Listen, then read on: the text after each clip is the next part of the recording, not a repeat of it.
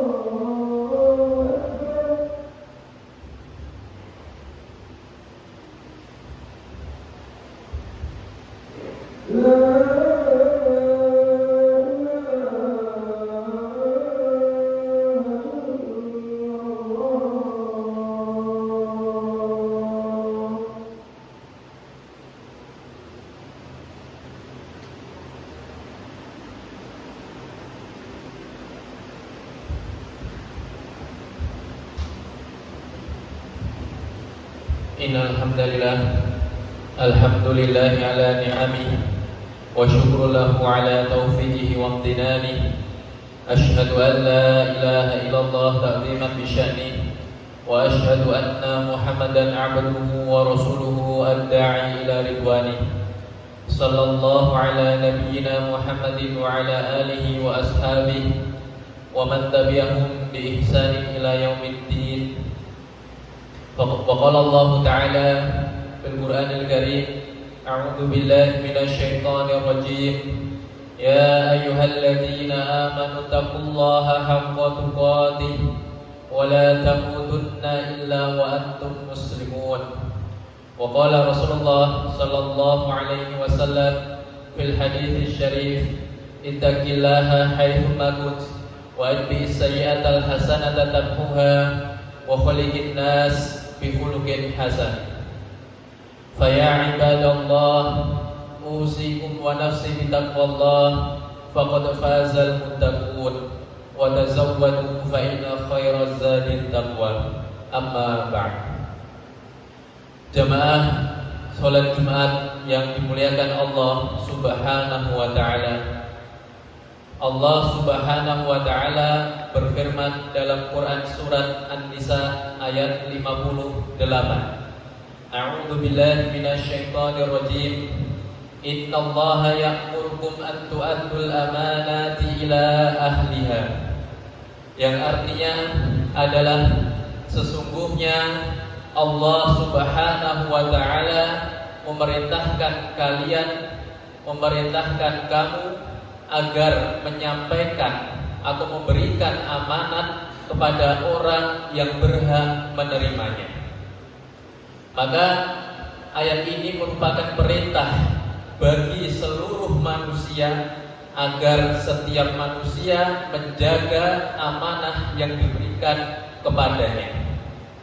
Ada sebuah kisah dari salah seorang salafus soleh, yaitu Abdullah ibnu Mubarak, yang mana kisah ini dituliskan dalam kitab Tarikh Al-Baghdadi, buku yang berisi sirah atau kisah-kisah di antara para ulama-ulama salafus soleh. Di antaranya salah satunya adalah Abdullah ibnu Mubarak. Dikisahkan bahwasanya Abdullah ibnu Mubarak ketika itu beliau berada di wilayah Syam. Lalu ketika beliau berada di wilayah Syam, beliau meminjam sebuah pena atau sebuah pulpen untuk menulis sesuatu. Tetapi karena beliau lupa, akhirnya pena tersebut dibawa oleh Abdullah bin Mubarak hingga ketika beliau pulang ke negerinya, yaitu di daerah Marw, atau kalau sekarang dikenal dengan Turkmenistan, sebelah utara Afghanistan atau Irak. Lalu ketika sampai di kota Marw, beliau baru teringat bahwasanya pena yang beliau bawa itu bukan miliknya, tetapi milik salah seseorang yang berada di kota Syam atau di negeri Syam. Maka apa yang dilakukan oleh Abdullah ibnu Mubarak? Beliau kembali menuju Syam hanya untuk mengembalikan pena yang lupa beliau kembalikan. Dituliskan dalam kitab tersebut, jarak yang ditempuh oleh Abdullah ibnu Mubarak dalam sekali perjalanan itu 2.922 km. Beliau menempuh jarak selama 591 jam atau 24 hari 15 jam. Itu perjalanan yang ditempuh selama satu kali perjalanan. Dan ketika pena tersebut dikembalikan kepada pemiliknya, maka pemiliknya pun sebenarnya tidak begitu memperhatikan, karena pena itu hanyalah benda yang sangat remeh. Seandainya tidak dikembalikan pun itu tidak masalah. Tetapi beliau mengatakan bahwasanya Abdullah ibnu Mubarak begitu menghayati ayat dari Allah Subhanahu wa taala yang mengatakan bahwasanya kita diwajibkan menyerahkan atau memberikan amanah kepada orang yang berhak menerimanya. Jamaah yang dimuliakan Allah Subhanahu wa taala, kalau hanya dalam urusan pena saja begitu besar amanah yang harus dijaga, maka apalagi terkait hal-hal yang lebih penting, hal-hal yang jauh lebih besar nilainya daripada sekedar pena, tentu kita harus lebih menjaga amanah tersebut.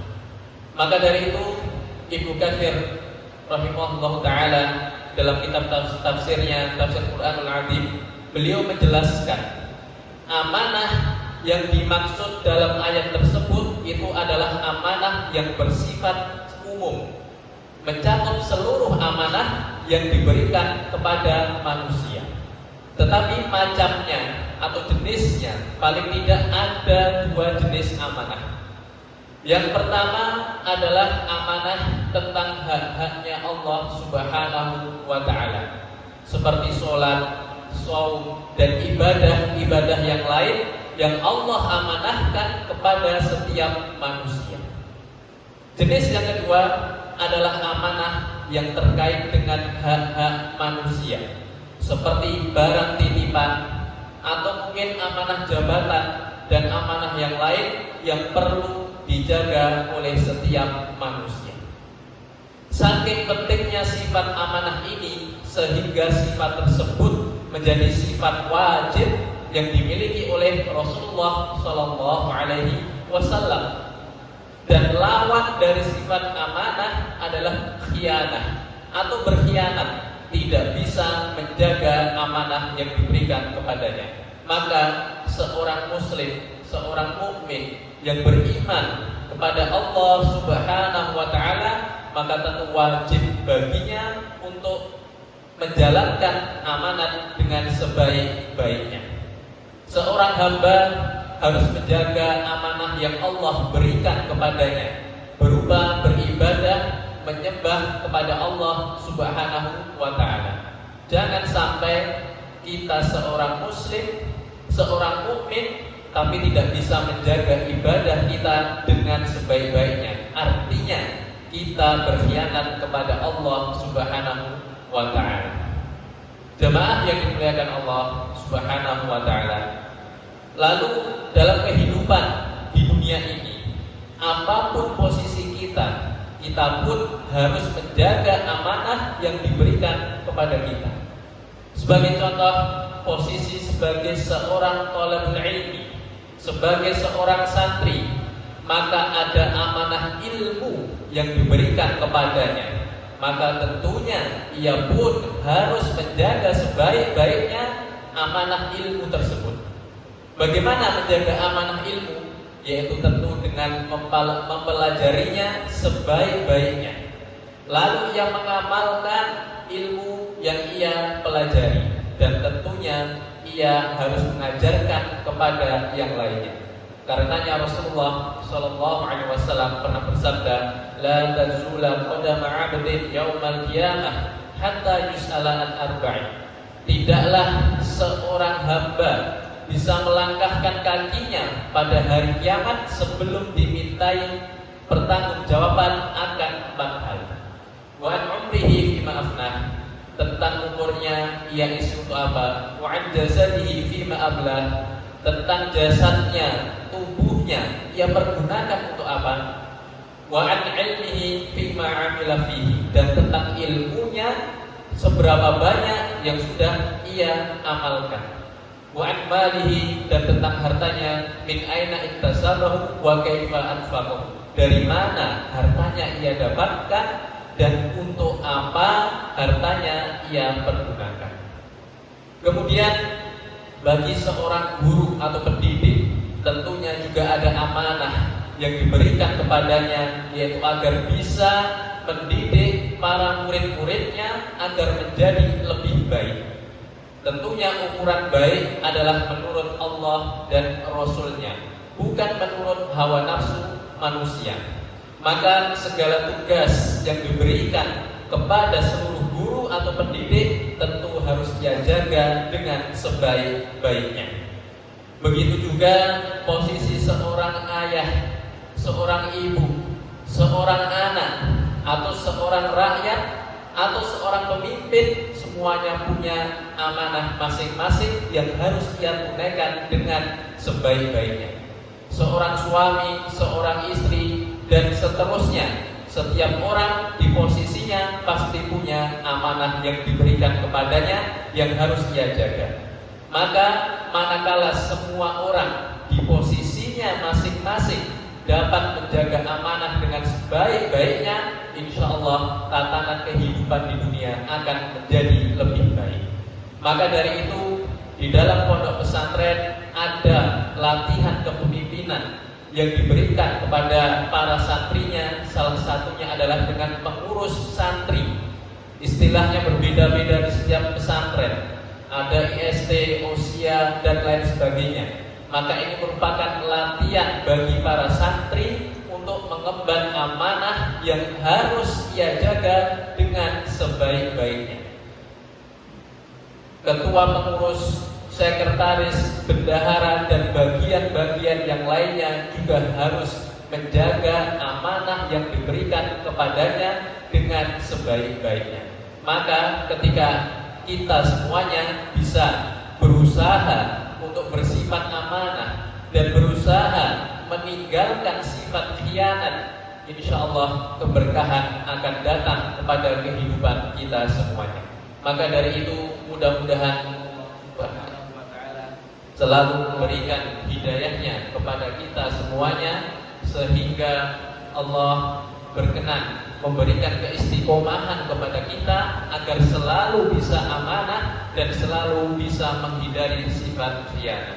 Barakallahu li wa lakum fil Qur'anil azim wa naf'ani wa iyyakum bima fihi minal ayati wa dzikril hakim. Astaghfirullah li wa lakum wa lisairil muslimin min kulli dzambin fastaghfiruhu innahu huwal ghafurur rahim.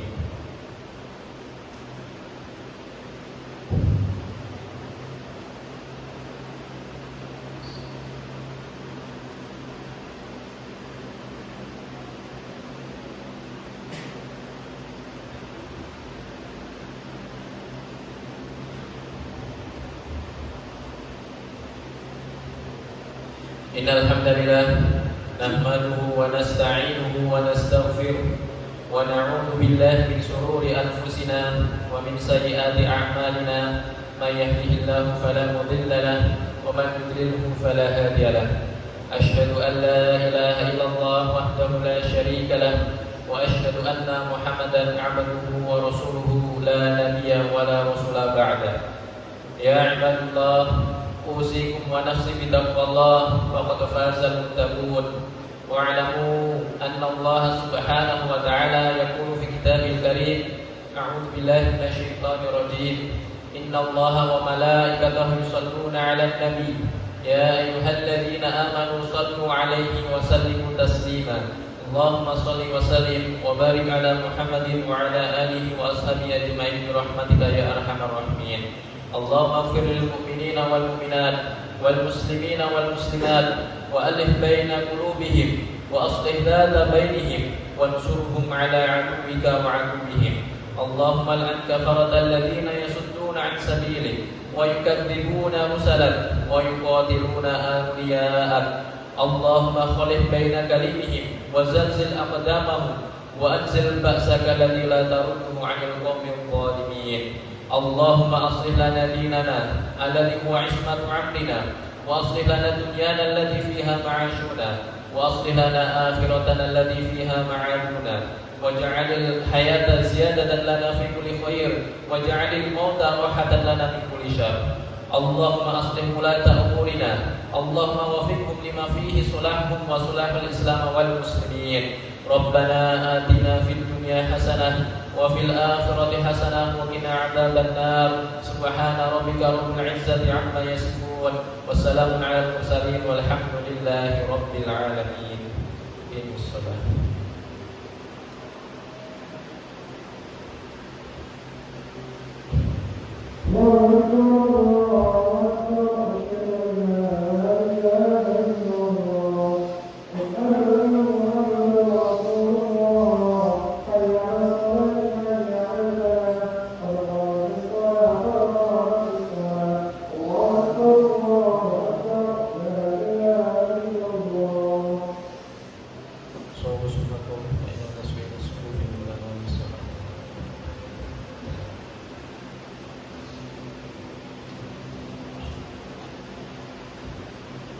Allahu Akbar.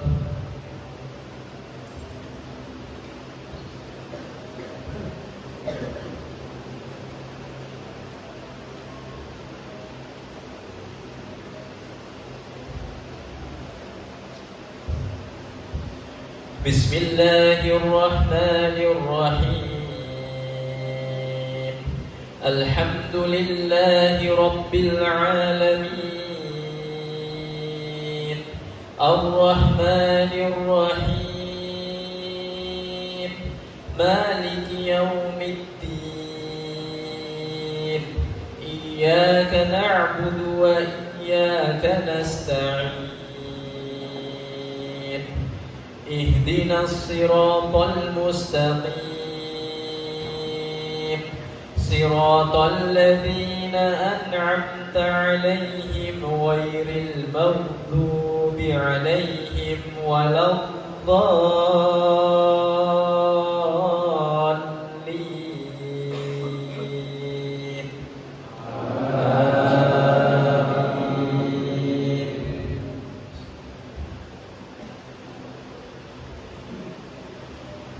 إن الله يأمركم أن تؤدوا الأمانات إلى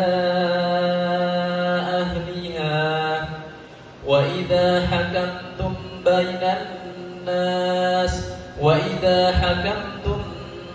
بين الناس أن تحكموا بالعدل إن الله نعم ما يعظكم به إن الله كان سميعا بصيرا يا أيها الذين آمنوا أطيعوا الله وأطيعوا الرسول وأولي الأمر منكم فإن تنازعتم في شيء فردوه إلى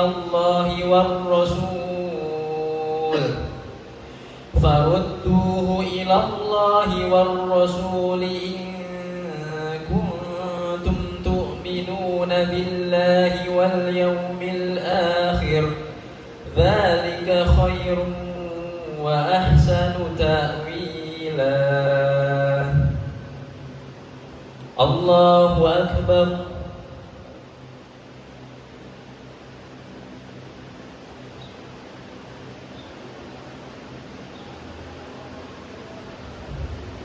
سمع الله لمن حمده الله أكبر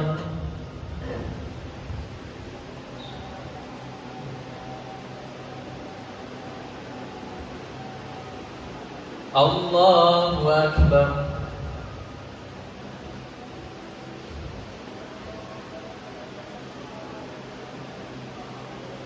الله أكبر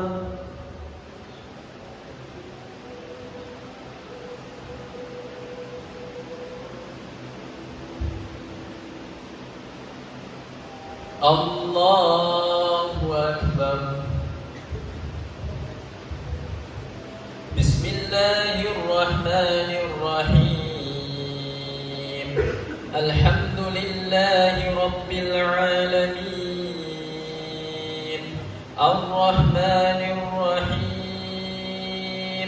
مالك يوم الدين إياك نعبد وإياك نستعين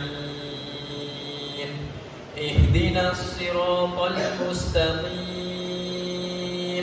صراط الذين أنعمت عليهم غير المغضوب عليهم ولا الضالين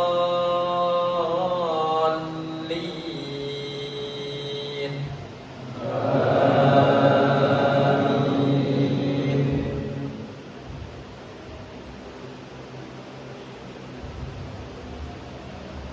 فإذا قضيتم الصلاة فاذكروا الله قياما وقعودا وعلى جنوبكم فإذا اطمأننتم فأقيموا الصلاة إن الصلاة كانت على المؤمنين كتابا موقوتا ولا تهنوا في ابتغاء القوم إن تكونوا تألمون فإنهم يألمون كما تألمون وترجون من الله ما لا يرجون وكان الله عليما عليما حكيما الله أكبر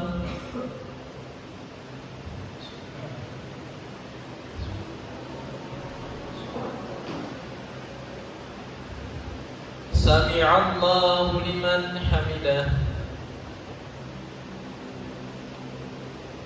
الله أكبر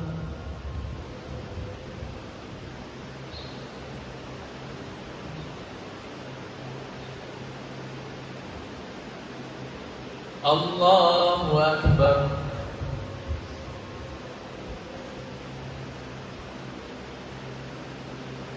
الله أكبر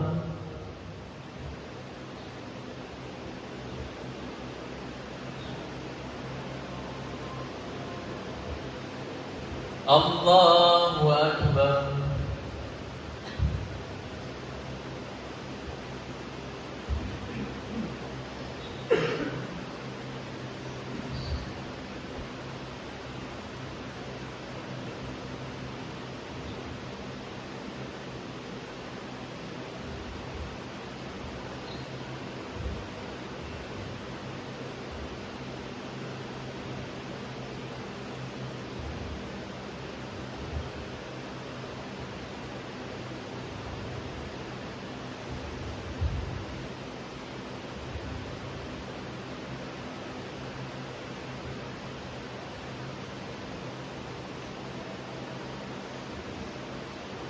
السلام عليكم ورحمة الله السلام عليكم ورحمة الله